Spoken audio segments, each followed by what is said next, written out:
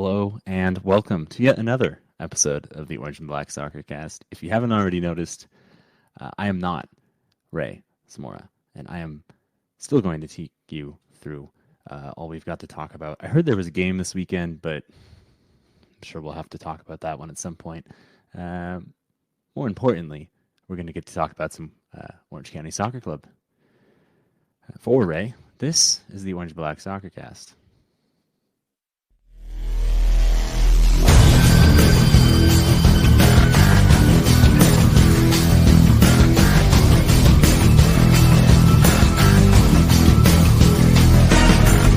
This is the Orange and Black Soccer Cast, the first and only podcast dedicated to Orange County Soccer Club, its fans, and supporters. Follow us on Twitter at OCSC_SoccerCast or on Facebook at Orange and Black Soccer Cast.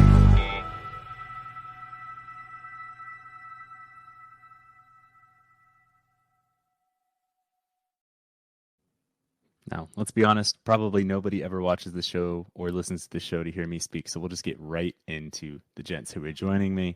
First, originally from North Carolina or something, but now in Las Vegas, Mr. Brad Polonsky. Brad, how's it going? It's going well, other than you butchering my last name. It is Polonsky, not Polotsky, but doing quite well. Here to talk some soccer. Did it sound like Polotsky? I think Yeah, there was it an sounded N like in there. Polak. My apologies, Brad. Larry, I don't know where you're from.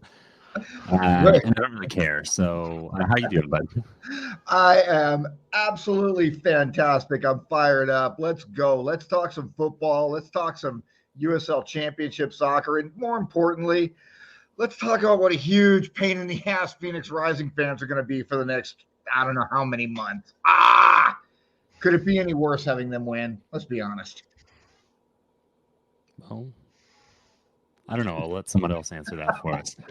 Brad, you really wanted to talk about this game, while I really didn't want to talk about this game. So over to you, my friend.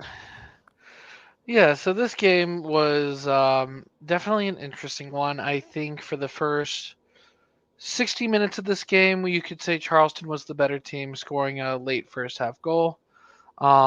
Phoenix didn't die, though. They stayed in as long as they could and did what we've come to expect out of them in this postseason. They found a way to score a late equalizer before sending this game to a shootout and watching the most epic collapse from a team. I mean, I've never seen a worse penalty kick than the last three from Charleston and the first one from Phoenix. Yeah, well, what? Cuello, how do you say his name? Cuello. I believe you pronounced it correctly. We're just going to go with it because we don't really care. It matters because this guy has got a huge foot. I mean, in our game in early September against him, he's the guy who blasted the winner from 35. Then he blasted a winner against us 2 weeks ago. And I think he also got the one against San Diego. And these were ripped goals. I mean, they were fire. And then he's going to try a freaking Panenka? What the hell are you thinking, dude? That is just, there's no logic to that. I'm sorry, USL Championship players, you guys are good. You're better than me. I'm not sure anybody's quite good enough at this particular level to pull off a Panenka in a championship game. So that was insane to me. But it was a good game. It was a fun game to watch, actually. But friggin' Phoenix, man, that was just nuts. Come on.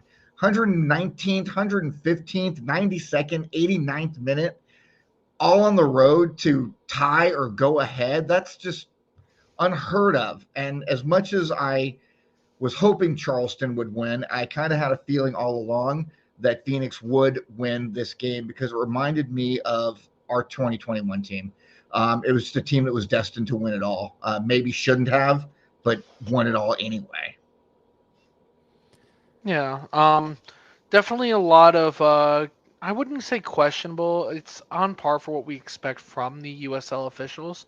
However, I think there was a missed one with the what turned to be a penalty kick that was given and then kind of rescinded. There was definitely a moment where I would have at least given Carlos Harvey a yellow card. Although I saw on Twitter some people like Harry out of San Antonio were saying that it was a red card offense for headbutting Emilio Okaza, who was on the ground from that tackle. Definitely something that was missed. Was it game changing? I don't think so. I just think that it was what it was there. You can see this replay now. You can see Carlos Harvey just taunting Akaza on the ground. But at the end of the day, Larry's right. We kind of saw this is how Phoenix won the postseason. They scored a lot of late goals. They stayed in matches that they probably shouldn't have been in. And they were the better team in this game at the end. Painful though it may be. Mm-hmm. It's okay. We got there Yeah. first, and I'll just say, winning in 90 minutes is not for everybody. So, gents, any final thoughts on this match? All smack talk aside, Phoenix went out there and they earned their star. And, it's funny. Keith in our Discord server had mentioned how insufferable their fans are going to be for the next year or so, to which I commented, no more so than we were to them in 2021. So I completely get it. I understand, but I'll go ahead and say it. And if any of them happen to be looking and watching, congratulations, Rising, on finally getting your star. You guys, you came out of nowhere to win it again, much in the same fashion as we did in 2021. So I'm partially happy for them, and I still will make the offer of just Venmo me $5, Banditos, and I will write you some chants for your team. I'll be more than happy to, so you can do something other than the regular 4 that you do. Oh boy! All right, so much vitriol from this one. Lovely. Would I be able to entice anybody into wanting to perhaps talk about the team that we are all actually on this podcast for, and probably all fans of, especially after what Larry just said? Does this sound good? You're the host right now. You're the host. It's your show, baby. I'm the host until Ray shows up, and he's tardy. Couldn't be me. Anyway, we're into player grades. This is where we're at in the year. For those who have missed the last 5 years of this podcast, here's how it works. We're going to go through all the players. We're going to assign them grades. Some of us are going to use statistics. Some of us are going to use the eye test. And some of us, Ray, are just going to make things up. We're going to go from least amount of minutes played to most amount of minutes played. And this is throughout the entire thing. If you think that we are making stuff up, 1, you're absolutely right. And 2, you should absolutely tell us, because I want your opinions too. I'll give an example of how Ray grades somebody. This particular player scored a goal, had 2 yellow cards, and has 9 letters combined in his first, last, and middle name. And therefore, I'm giving him a B- on the season. No, he'd give a letter grade that isn't associated with actual letter grades. It'd be like a K for K. He did some stuff. K. I believe he once gave Raymond Ray a really good grade because they share a first name. But that is basically how it's going to go here. Producer Andy, please fire us up. I can't wait any more time while a certain missing member of this podcast shows up. But Nicholas Ruiz certainly didn't waste any time showing up in his debut season. So, Larry, we'll go to you first as we look here. 1 match played, no starts, just a whole 8 minutes for the kid. One of the easier grades that we're going to do tonight, it's an incomplete. However, if we were grading him on performance for OCSC 2, I think he scored a ton of goals for the team. I don't know the stats, though, and I didn't get to see any games, but it seemed like every time I saw something on Instagram for OCSC 2, it seemed like Nico was putting the ball in the net. So he would probably get a pretty decent grade if we were doing that too. But for the first team, he is definitely an incomplete. Brad, any dissenting opinion here? Any reason for your grade? I'm also incomplete. 1 match played. I think it was middle of the season. I can't quite remember when, but I agree with Larry. He he played a lot for the academy team, and we'll have to see more of him next year to really assign a full grade. He is absolutely one for the future. Good old Russ. He's popped in. Another incomplete. So 4 for 4 for now, and maybe we'll bother getting Ray's opinion later on. But let's just fly through it. On to Joseph Buckley. 10 whole minutes more than Mr. Ruiz, and got himself a tackle. So same order, Larry.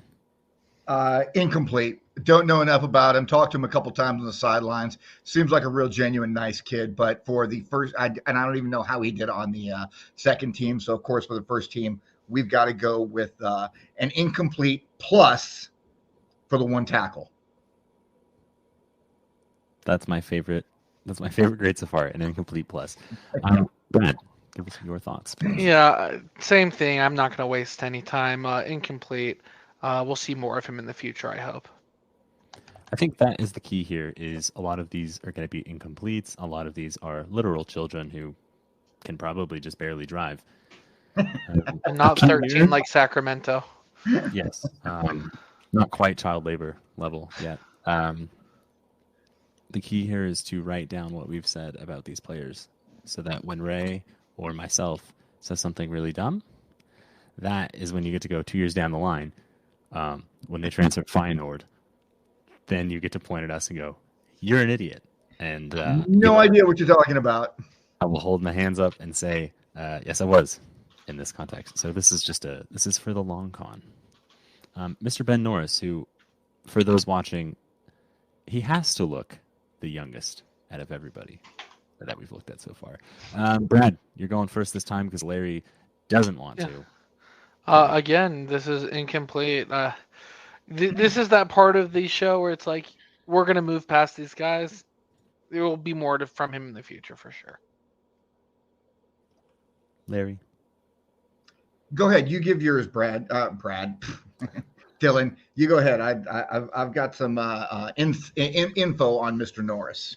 Okay. I just want you to know that I'm incredibly insulted. I have not spoken while muted one time in the show tonight. So you just jinxed yourself. Yeah, it'll come. I got to be an incomplete here. Again, we're flying through these things, but along with what the academy team managed to do this year, just to give a little bit of context to it, they were quite good. If you're reading Russell's comment, they made the postseason tournament for the academy. Again, part of the club idea is a pathway to pro, and this professional pipeline. It starts with a few minutes here and there. Then it's a Kobe Henry thing where you get a season, and then you get a little bit of a season. And then you get sold to Feyenoord. Yeah. Or race. And then we get to just see what happens down the line. So it's a little bit exciting. And I'm waiting for one day. It's going to be one of these kids that we're going, well, he didn't really do anything in 8 minutes. Inevitably does something really freaking cool for the U.S. national team. Yeah. So in regards to, hold on, back up. In regards to young Mr. Norris, obviously he didn't play at all. 3 games, 37 minutes, 1 yellow card. So he should get an incomplete. However, I am not giving him an incomplete, and I'm going to expand as to why. His 1 yellow card came in the game against Phoenix at home. And I talked about this the following Monday after the game. I talked about it on the show. This kid was a difference maker for that brief time that he was on the field. He was everywhere, and it was fun to watch him play. Now, here's the good part. Young Mr. Norris, his yellow card was earned taking down one Mr. Carlos Harvey of Phoenix. He took him down. This shrimp, this 16-year-old tiny little guy took down this muscular star and laid him on the carpet, and Harvey stayed down for a while for it. Because of that, and that alone, and my disdain for Carlos Harvey, and if anybody has Ben Norris's phone number, text him, have him listen right now. Ben Norris gets the first A+ on the season for Orange County Soccer Club because he got a yellow card taking down Carlos freaking Harvey. Yeah, let's go, Ben. I love you, kid. Next. We tried to warn you guys. I don't know how to follow that one up. To anybody still listening, thank you. Higher hopes for this player, I think, at the beginning of the season, and I believe it's over for his career, actually. Brad, will you take it away since he once played in your city? Morten Bjorshol? You didn't play in Reno. Unless you're talking Vegas, in which case I don't remember those days. I am, in fact, referring to Vegas. Okay, Mr. Bjorshol, we really had high hopes for him this season. He's the first player that I'm actually going to give a grade.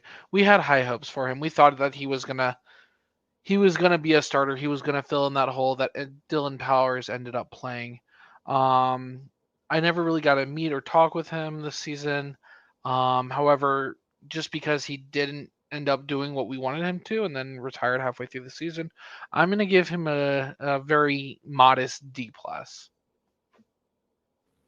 Well, we had such a high with Mr. 1 Ben Norris to 1 Mr. Morten Bjorshol. Larry, care to give us your thoughts on this? I did get to talk to Morten a few times on the sidelines during the season. He's a super, super nice kid. Really, I don't know what injuries he had, but he had injuries that kept him out, and then he decided to hang it up later on. Unfortunately, because 53 matches, 55 minutes, didn't get to see enough of him. But because I gave an incomplete plus to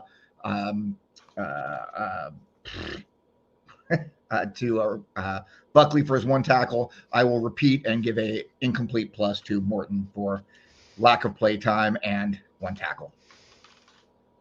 Again, we see Russ chiming in with a grade here. Morty getting a D. We don't just want Russ's opinion. Please give us yours if you're listening or you're watching live. This one's difficult for me. I'm going to give him an incomplete, but I do want to give him a special little nod. He announced that he was retiring, played a little bit with the academy, and I wasn't at training every single day, but continued training through the season. So there's a level of professionalism there that I think hopefully rubs off on some of the younger players that he was playing with in said academy matches, but probably not everybody's favorite Morten on the team this year. Onwards and upwards, I believe, Mr. Ashton Miles, who once upon a time looked like a kid, and then, as some of our players tend to do, show up a few months later looking like grown men. And, Larry, since you have a kid who's kind of doing that right now, why don't you go first? Ashton, you know what? I am going to give Ashton a C+, and I will expand as to why. Obviously, not a lot of minutes, 66 minutes, that's it. But he's getting a C+. Here's why. While we were playing a man down against San Antonio, and in the next to last game of the season, Morten Carlson had enough faith in this kid, this 17, 18-year-old, to go ahead and put him on the pitch in one of the most important games of the year. And he played really well during that game. But here's why he gets a little bit more of a grade than a C+. The very next day on Instagram, he posted photographs of himself going to the homecoming. So he went from playing in a professional soccer game to homecoming. And because of that, young Mr. Miles, I'm bumping him up to a solid B for the season. Well done, Ashton. I feel like you're applauding yourself there, Larry. Well, I got stuff going on. Wonderful. Brad, your opinion, please. Yeah, obviously 66 minutes isn't a lot. However, I felt like he played more. When he was on the pitch, he did some pretty good things. Larry brought up the San Antonio game, which is what I was thinking too. I think he's a player that we will see be the next Kobe Henry of this team. He plays the same role. He has the same physicality, same build. Ashton Miles should get more time next year. He's still a high schooler, like Larry said. Lots of things to look forward to with this kid. I'm going to give him a C, just a regular C. Just a regular C. And we'll see what the last member of this podcast joining us has to say tonight.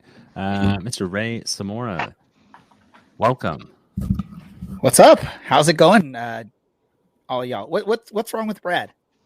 Dylan's pun. Yeah, wasn't great. That's Wasn't more good. of Ray's thing, I think. But Ray, care to give a grade on Mr. Ashton Miles? I mean, obviously, after all that, I have to give it a C, right? Just because of the great pun play by Dylan. Ashton Miles, obviously not much production for the team this season, but when he was called upon, he did pretty well. And we know there's a bright future for what this kid has. So unfortunately, I'm in all seriousness, I'm giving him a C just because not enough to see from him. Dear God in heaven. What the heck are we looking at? Is that you, Dylan? You do some Photoshop work on your gym picture, huh, Dylan? Yeah, I got the same biceps. You can really tell. And I'm definitely not like 5 inches shorter than him. Is that supposed to scare us into giving him a better grade because he might be able to squash us with one pinky? It's entirely possible. I feel like maybe I should give him more than an incomplete. But I'm still gonna give him an incomplete. I mean, less than 90 minutes overall. He's looking pretty complete. Yeah, I think that's the thing is when you have a player at this age who's able to step in on occasion and still actually be a reliable, granted in limited cameos, but a reliable presence while so young in a really difficult position. That gives me a lot of hope about what a year from now might look like for him. If we're lucky to see him in 2 years, what that might look like. And, 5-10 years down the line where he ends up. So incomplete, but this is absolutely yet another player that I'm optimistic about in the years coming. I believe that's all for Mr. Cameron Dunbar. On loan from, I want to say, Minnesota United 2. Once played for a garbage team from Carson. Well, we'll just go to you, Larry, because I feel like you're most likely going to say something. You're the most likely to say something crazy, so I want you to go first. Not on Cameron. Didn't see enough of Cameron. He's fast. He is kind of exciting to watch. He is promising, and I sincerely hope that we have him on the team next year. Because he could be a guy who could put 10, 12 goals in the back of the net next season. So for this year though, got to give him an incomplete. Ray, I can see that you're trying to shovel food down your goal at this minute, so I'm just going to go to Brad first. Yeah, Cameron Dunbar, I think Larry hit it off the nose. Exciting player. I think I saw enough of him to give him a grade in his 5 matches. While he didn't end up on the score sheet, he could have a couple of times. The kid, I don't even know how old he is. He's fast. He has serious skill with the ball at his feet. I'm going to give him a C+. Ray, you look like you're maybe done chewing, so we'll go to you now. Before I give the grade here, is anyone else weirded out by Larry's face at this point? I mean, it's really weird to see a beardless Larry. As far as Cameron Dunbar goes, I think I'm going to probably upset some people on this grade, but I'm giving him a B+, maybe even an A-. I know very limited appearances for him with Orange County, but one of the highlights of the season for me was, I believe, his debut with the club where he dribbled past like 5 or 6 players. Oh, yeah. Didn't result in a goal or something, but his just ball skill was probably displayed in that one moment as one of the top, if not the top ball control on the team.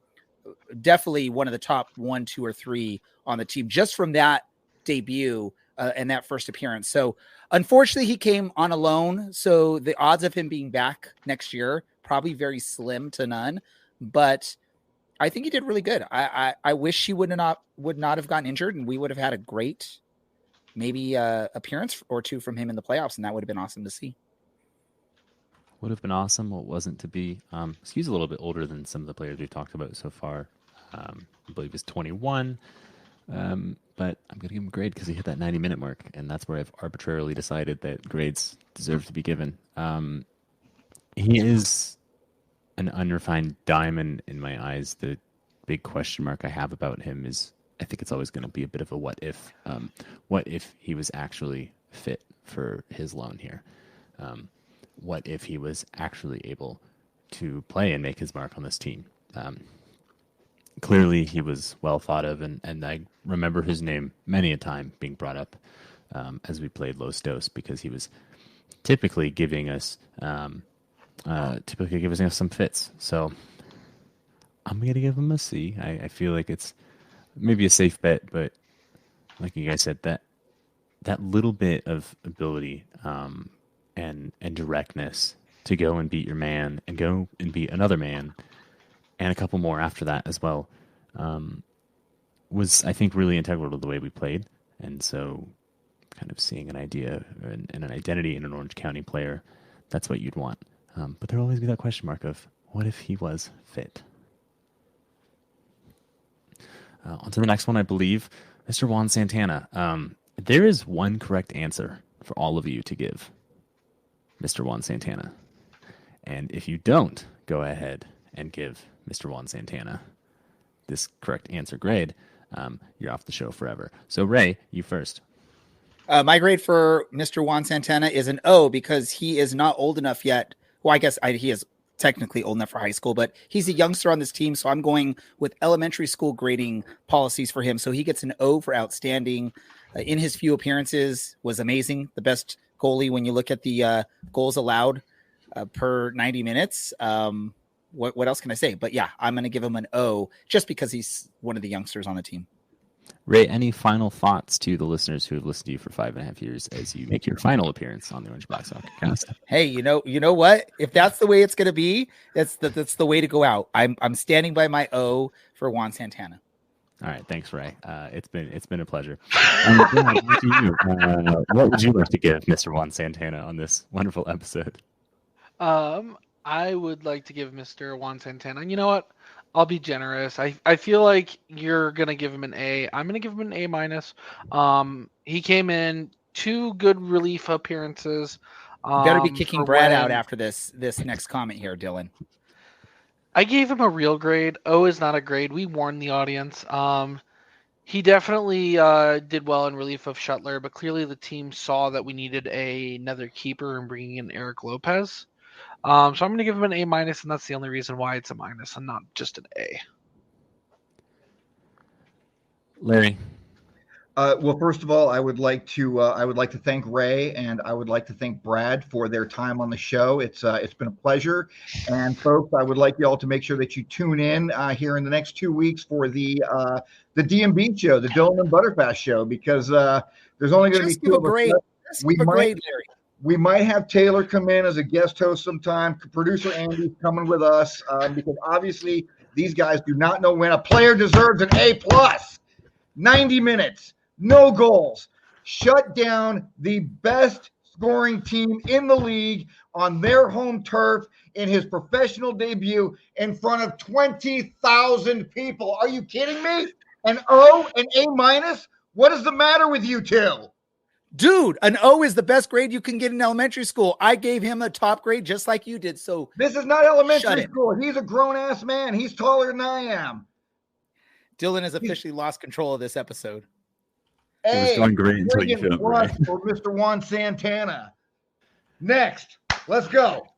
Yeah, it's absolutely an A+ for him. I think a large part of Eric Lopez coming in was just because we have a very young keeper. We don't need to get him shelled in some games, and we did kind of drop off a few performances there, and you just don't need to be tanking a kid's confidence, especially in goal.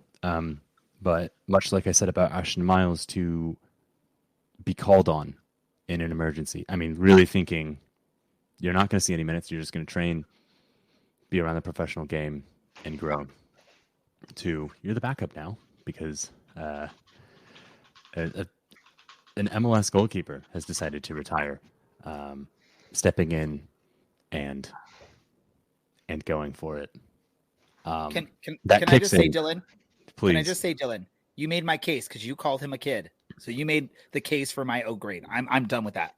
How old do you think people in elementary school are? Yeah, he has an elementary-sized kid. Oh my God, this episode was so great for the first 25 minutes. There's definitely nobody listening at this point. I have to give the kid an A+.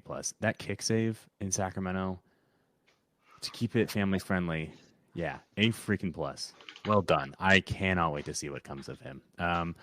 Let's take it. You know what? Yeah, Eric Lopez time. Let's do it. I'm gonna go first on this one. I'm gonna give him a C because there were a few things where he could have done better, but ultimately, when the 10 people in front of you are also having an off night, I want to be a little bit forgiving in that aspect.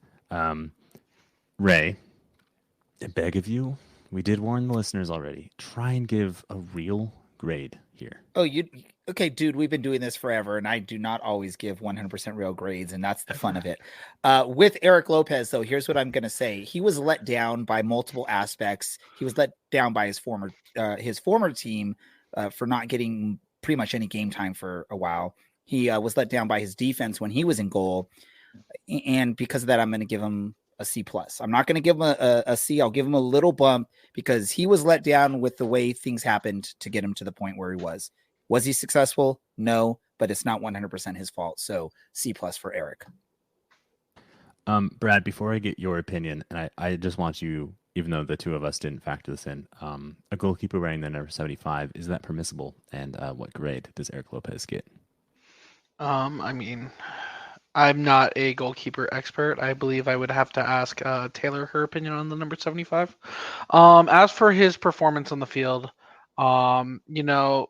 we played San Antonio twice. They were two completely different games. I don't want to blame Eric Lopez as the sole reason, but the Eric Lopez experiment I feel like was a failure later on in the season with the team. I don't think he meshed with the defense in front of him very well. And, at the end of the day, we have to give our opinion. One save on 6 shots isn't very good. I'm going to give him a D+, just like I did Bjorshol. Oh boy. All right. Final thoughts, anybody? I would like to give a grade on Mr. Lopez if I might. And I believe Dylan has not either. I thought I did, but I might. Dylan went first and gave a C. Yeah. Larry, your thoughts on the goalkeeper wearing 75? Not impressed at all. Really not impressed. I don't think it's. I felt like, especially in that San Antonio game, he looked incredibly uncomfortable. And yes, the team overall had a bad night that night. But come on, 180 minutes and 5 goals. I don't care if it's 1-4, 3-2, 5-0, 2.5 goals a game, especially at that point in the season when we really could have used some points in September. I got to give him a D-. Harsh but understandable. I've mentioned twice already, I think, young players who came in and gave great accounts of themselves. Eric Lopez, 24. Obviously, we've talked about the team in front of him maybe not doing it. It did seem like it was there for them. So a bit disappointing, but at the same time, I think we should, it's great to be able to talk about players when it goes right. This was maybe a little bit not always his fault, but it didn't always go right for him as well. On to the next one. I think we've got one or two more. Yes. Larry, no German, but you're great from Mr. Kevin Langford. No German because my German sucks. You know what? I really like Langford. He is big. He is strong. He plays very smart. I'm keeping my fingers crossed that we do bring him back next season. I know there was an option for it with him coming. I would like very much to see him play whatever the hell his actual natural position is. I don't know. The guy literally played everywhere except goalie this season. He played center back. He played on the right. He played on the left back. He played in the middle. He played striker. He played wing. The guy literally did every single thing on that pitch. And I really liked him. And the only reason I'm only giving him a B is just because only 12 matches. Just, not just a little over a third of the season. So, yeah, I'll give him a solid B. I like him a lot. I hope he comes back so we see some more. Wonderful. Someone's really clacking away over there. I'm guessing it's Brad, so we're just going to have you chat, bud. Yeah. Langford, I feel like he's a very quality player that we couldn't find the right position for him on the team. A goal and an assist. I believe that goal came against Vegas. So for that alone, it bumps the grade up a little bit from a C+ in my opinion to a B-. And I'm only saying that because I feel like he wasn't as well contributing of a sub as I hoped, but also I know he was playing out of position because he is a natural striker. Ray has already warned us that we're gonna love his grade, so go for it. Is it my turn? Yeah. So y'all got to do your homework.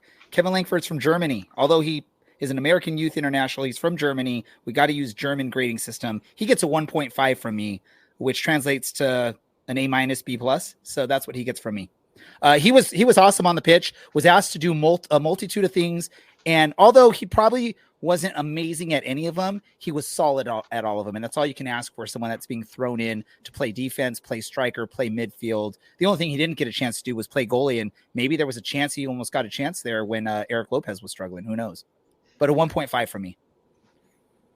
I love the idea that I think in that context that Ray would say, yes, Kevin Langford go and goal and not Juan Santana. But I digress. I'm going to give him a B+ in this one. I thought just generally being able to play wherever is super valuable.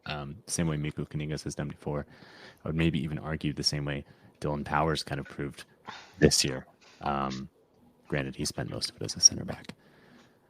I digress. I think an ability to play wherever, whenever is asked of you. I didn't hear a bad word about Kevin or his professionalism. And I think it takes a good character and a pretty model professional to just say, you know what, I'll play wherever it takes for this team.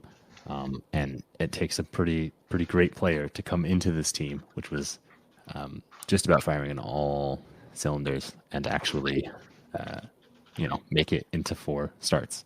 So kudos to him. I think there's an option on him for next year. I'm waiting for Larry to nod. Ray's nodding instead. I'm actually just going to trust both of them here.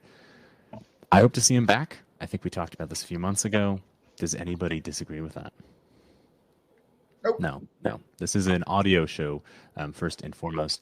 I will remind you, so sitting in silence and shaking your head is not the best. On to the next player, please. Korede Oshandina. I miss him already. I'm going to give him a B+ because, and yes, I am going first. A B+. I think, he was quite good and we were quite bad. And I think he earned the move to the Netherlands. I hope he's doing well. I know there's been some personal stuff that's happened, and I'm sure moving back across the world doesn't help anything. But I'm absolutely delighted for him, and I'll miss seeing him in orange. We're just gonna go down the line. Ray, you next. Ooh, I get to go next. And Be good. Be good. You're asking me to be good. Yes. All right. Here's my good grade. It's a T for terrific, transfer, and whatever other soccer terminology T can be with. That probably translates to an A- in grade book form. So Brad, taking your notes on the grades, you could put an A-. You don't have to put a T, but T for terrific. All right, cool. I like it, Brad. There's my grade. Larry, we're going to jump out of order. Actually, I lied. I want your opinion here on players cutting holes in their socks to potentially alleviate cramps, and as well, I would like your grade for Korede Oshandina. I know nothing about players cutting holes in their socks, so I don't know what the hell you're talking about there. So you're going to have to fill me in on that later. As for Korede, let me just say this. Wow. Just wow. 5 goals in 471 minutes. So let's do a little bit of math here. That is a goal every, what did I figure it out to? 4 goals in what is equivalent to 5 1/4 games. Extrapolate that over 34 games. That is 26 goals, which is A, a golden boot, and B, pretty sure that either ties or breaks the USL Championship single season record for goals scored. Now, is he going to score? Is he going to play all 34 games and, get all of those minutes? Obviously he didn't. But man, he was so good when he was on the pitch for us. I would give him an A+, but there's not enough minutes. And you know what? Hell yeah, I'm going to go ahead and give Correa an A+ because not only was his pace worked out to 26 goals over a 34-match season, but he also just recently scored his first goal for his new team over there in the Netherlands. So congratulations to Correa on that and all the success in the world, young man. I hope you do great things moving forward. Correa is getting an A+ from me. We love it. Brad, last but not least, please. Yeah, Correa, I did the math real quickly. It's a goal every about 3 halves, 117 minutes. He was amazing for Orange County, earned his transfer to Dordrecht, scored against Young PSV. I know I just spelled that wrong, but definitely earned his spot. I will give him a good B+. I was hoping that someone was going to fact check that 26 goals would be enough. I believe Cameron Lancaster is the single season goal record holder, but I'm getting up there in age these days, so my memory's shot. No, it's not Lancaster. It's the dude who played for Colorado and then moved over to Saudi. Haji Berry. Egypt. He moved to Haji Berry. Egypt. I guess I lied about my memory not being that good, but that was also like 2 years ago. All right, on to the next one, because I think we got a couple more before we finish up for the evening. Yes, Mr. Emil Nielsen, excuse me. Sweet Tats, not that's where my grading system lies here. I'm gonna give him a C. I'm not actually gonna take anything away from the fact that he found it hard to adjust playing here. And living here away from his family. I will just remind everybody that we are a very long way from Scandinavia. That being said, I did have some higher expectations for one of the more senior professionals, one of the more senior players, and someone with a pretty great track record of success in front of net. With the caveat of we were terrible when he was here. So right down the middle for him. Brad, you first. Yeah, I mean, I agree with you. The fact that he left and we started winning is not necessarily a slight on him. We were loaded on the striker position this year between him, Sparky, Milan, of course, Among. Missing Nielsen at the time we thought was going to be a big deal. Turns out it wasn't. I'll give him a C as well. Beautiful. On to you, Larry. Yeah, I'm going to give Emil a C as well. Very disappointed that he wasn't around for the entire season. I really liked the guy. Had a lot of chats with him. Super good human being. Scored a couple of goals for us. Nothing spectacular, nothing earth shattering. Didn't do any harm. So yeah, just a right middle of the road C for Emil. Because we haven't checked in with a guest rating in a little bit, Russ said that he gets a B-, maybe C+ because he quit to go home, and I see where I give some kindness and some leeway. Russ is a hardliner here. So, Ray, with that being said, do you agree? Did he quit on the team? And please, again, give us a reasonable, realistic E through F, please. E through F. I'll take an S as an option too. This is a tough one. I was trying to think about it while all y'all are going through, and I really can't think of a grade for him. So I have to go with I don't know. I guess a C, because I don't recall anything bad happening with him when he played, but he also, like people have said, ditched us. And I don't blame him. Like Dylan said, we're nowhere near Scandinavia. But yeah, it's a tough one. And it was so far back in the early part of the season. I think it was almost when I saw his name, I'm like, wait, he played with us this year. I thought it was last season. So I'll give him a C. Thank you. Wow. I'm sorry I couldn't be more creative with it, by the way. I'm almost underwhelmed here, actually. I realized by asking you to go before me, I'm asking to be wound up, and then I beg you, and you give me what I ask for, and I'm almost disappointed. So that's on me for putting you in an impossible situation. Yes, for those who have just joined and you're thinking, oh, Juan Santana only played 2 matches. I'm sure he got an A+ across the board. No, and so this will be the last time that you ever hear from Ray and Brad on this podcast. On to the next player.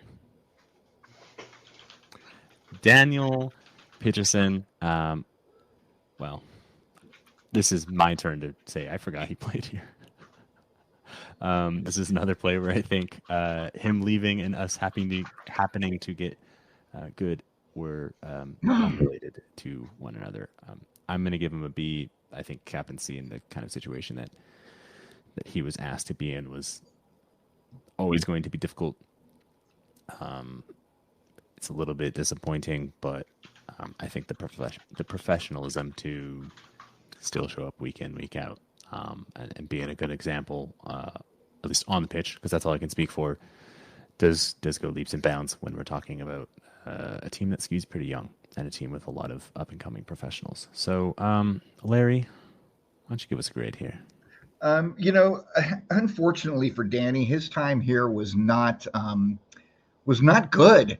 I mean, obviously, as we all know, we've discussed it many times, the team stunk in 2022. And to start off 2023, we were not any better. And, Danny was in the heart of that the entire time. And that is very unfortunate because he's such a great guy, incredibly professional player. I wish we could have seen more of him. I was very happy and excited when he got the captain's band. I thought it was well-deserved and the right choice at the time.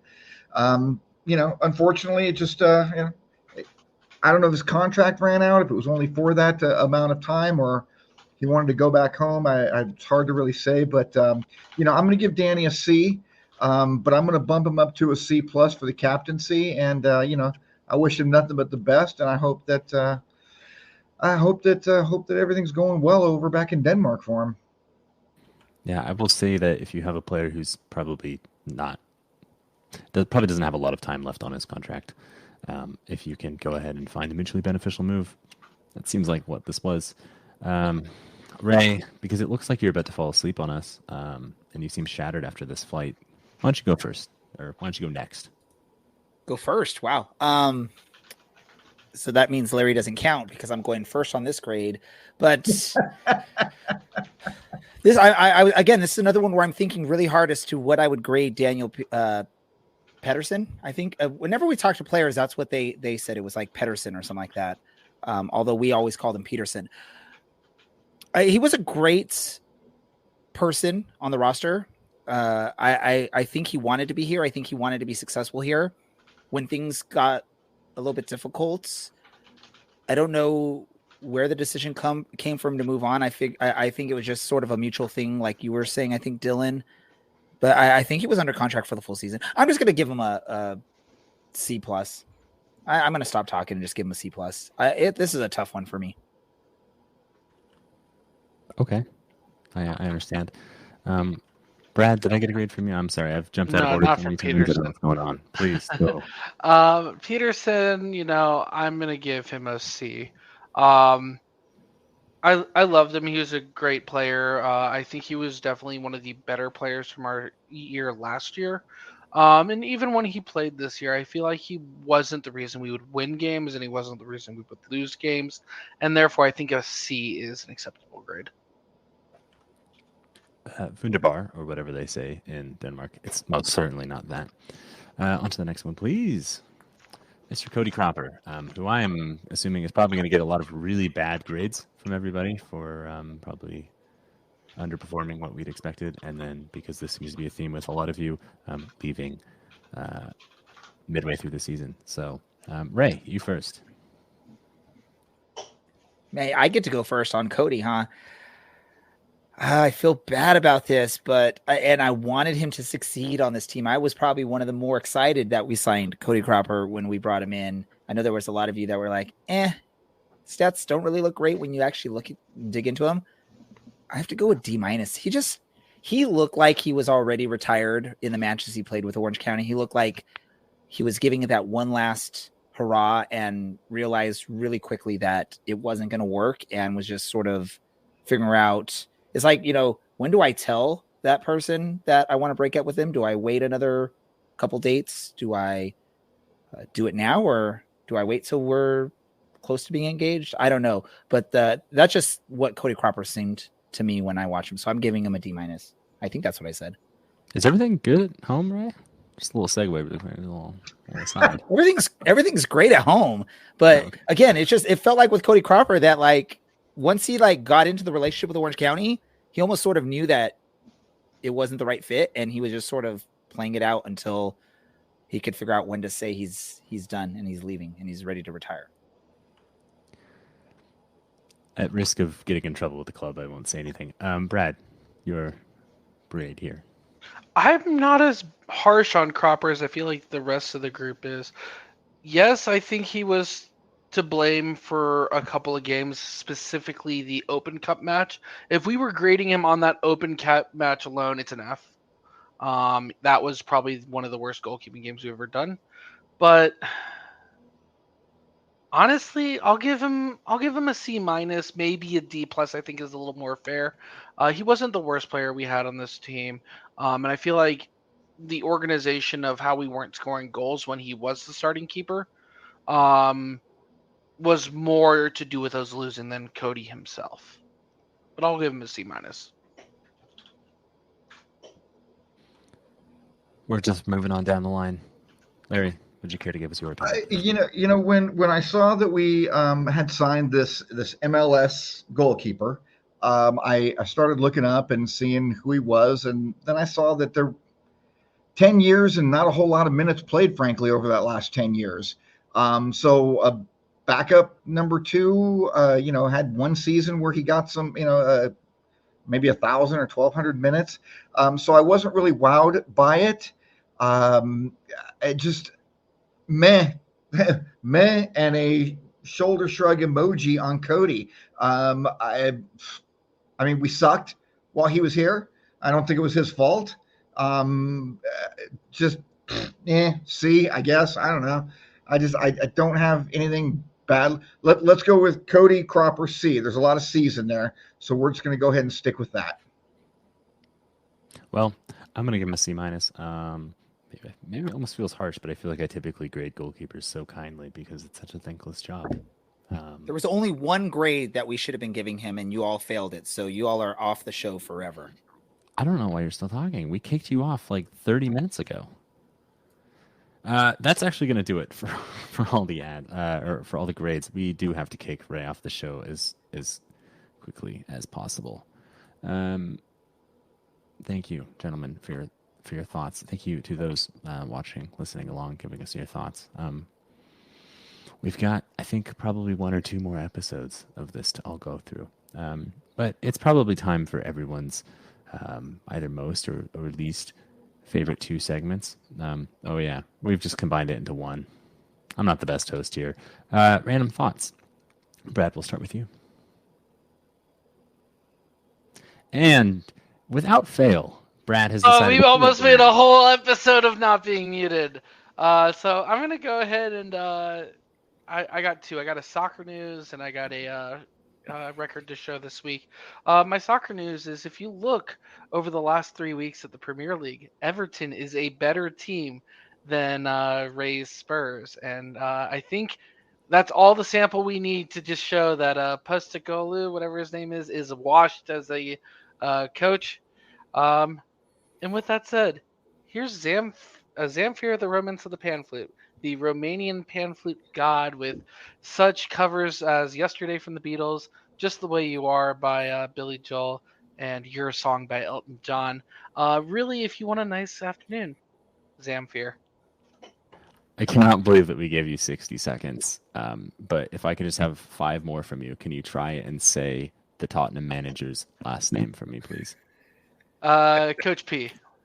No, wait. The better thing is spell it or you're kicked off the show for life.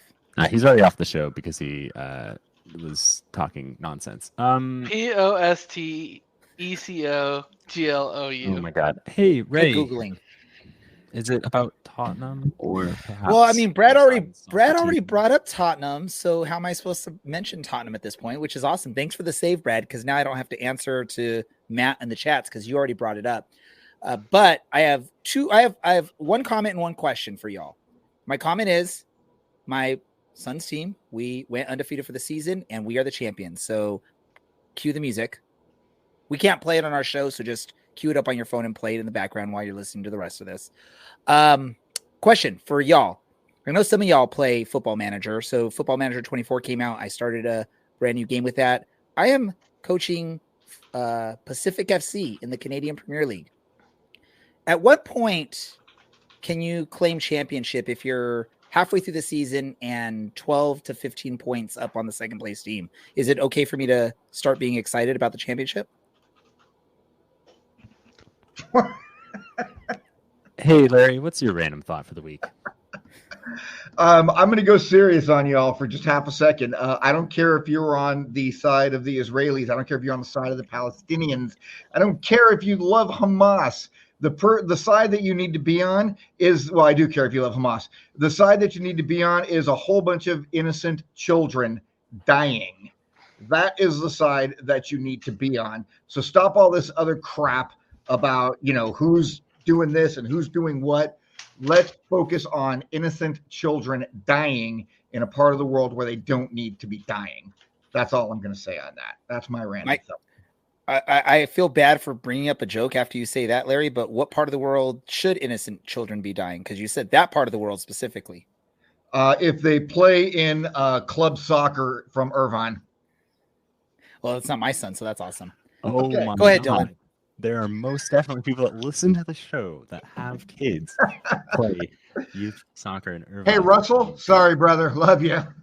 I mean, let's be real. I don't think anybody listened to this after Ray showed up. Wow. I think really quickly, just because we have about 2.5 minutes left. If you were playing bingo on tonight's show and you had Brad muting himself, Ray giving a stupid grade, a rant from Larry, and a Tottenham mention, as long as it lines up with that free spot, I do believe that you have in fact won Orange and Black Soccer Cast bingo.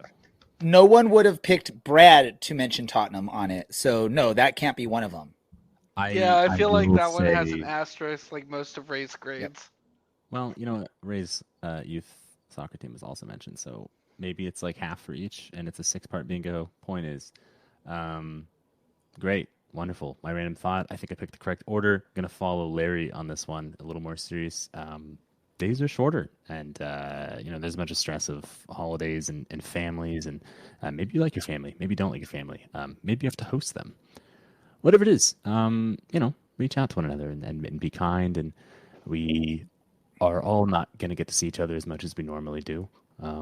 And for myself, even less than I already rarely do. So don't be afraid to, reach out and say hi, see how people are doing. Be good to yourself over the next couple months, and hang out and listen to our show and give us some grades. And then be back here in February when Ray is not on the show and it's just me and Larry talking trash all honestly, hour long. What we need to do is we will invite, after we do our grades and our awards, we will do one last episode. We'll invite fans that want to jump on the show and grade us on how we did this season and see how that goes. And we'll see how many of them love you, Dylan, and want to keep you over me. Oh, certainly none of them. But we got through a load of work in just about 59 minutes today. So for everybody who's made an appearance tonight, for recent bar graduate and occasional Orange and Black Soccer Cast contributor, Taylor. Congratulations. And congrats, Taylor. For producer Andy as well. This has been the Orange and Black Soccer Cast, and we are out.